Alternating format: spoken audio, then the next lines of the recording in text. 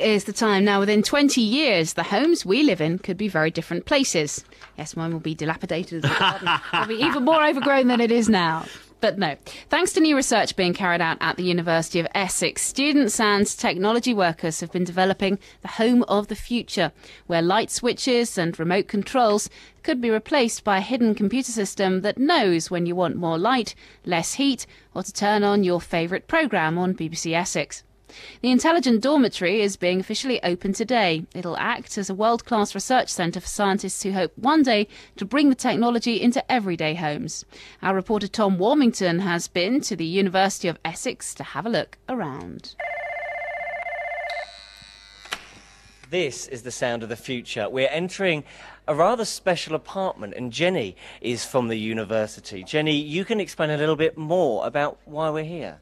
We're walking into the Intelligent Dormitory at the university, where the first thing you can see is the internet fridge, which has a load of different applications. You can see the kitchen with washing machine, lots of electrical gadgets, and the living space, large plasma screen. And you can also see, because some of the panelling is off the wall, some of the technology that would normally be hidden behind the panels that is actually operating all the intelligent technology in the room. This is basically an intelligent house, isn't it? And this chap, I believe, is in charge. Yes, this is Professor Vic Gallahan, the head of the Intelligent Environments Research Group, that's undertaking the different research projects about the homes of the future that you're standing in at the moment. Am I right, Vic? You are trying to create a house that thinks for you. Well, we're trying to create a house that, when it's full of technology, is going to be usable by people. So you can use the technologies that's in there to your benefit. So it may be that you want a house that does some thinking for yourself.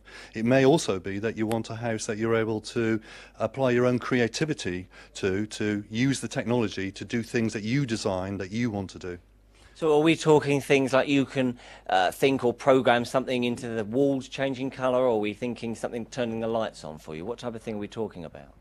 Well, what we're talking about is that, for example, if you take older people that would like to be able to remain in their homes for longer periods rather than having to go into homes and be looked after by people, technology is able to assist people in that kind of situation. But of course the question is, how do they do it? So you may have lots of technology in your house. So the work that we're doing is techniques that enable the technology to be integrated together to support those sorts of people. It sounds slightly scary, if you don't mind me saying so. But a lot of the technology in this house is hidden, isn't it? And one of the students in here can show us that. Yes, I mean, the whole idea of this kind of the research we're doing is that technology should be essentially invisible to the householders. Fayaz is a PhD student here, and we're in a room that looks completely normal. There's a sofa on one side of it and a desk with a computer on the other side.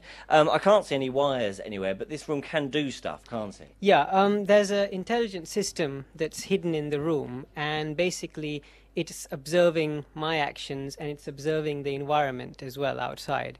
So if I, for instance, sit on the sofa here... Okay, you're taking a seat now. Can I join you? Yeah, you can join me. It's not going to explode? No. Then hopefully what will happen is that the agent will initialize one of its pre-learned behaviors, which is to start up a movie, for instance. So we can see that now you've sat down on the sofa. The computer knows that you're sitting on the sofa. Is that because it's got a sensor in it? Yeah, it's got a sensor in it. And the fan has come on because it knows you're hot, because it's warm outside, and the movie has started. The movie comes on, and this is one of the preferences it's learned. Well, it might take a few years to come into our homes, but most definitely the future's bright. The future is in Colchester. For now, back to you. Tom Warmington there in the flat of the future. I think that's a lovely idea.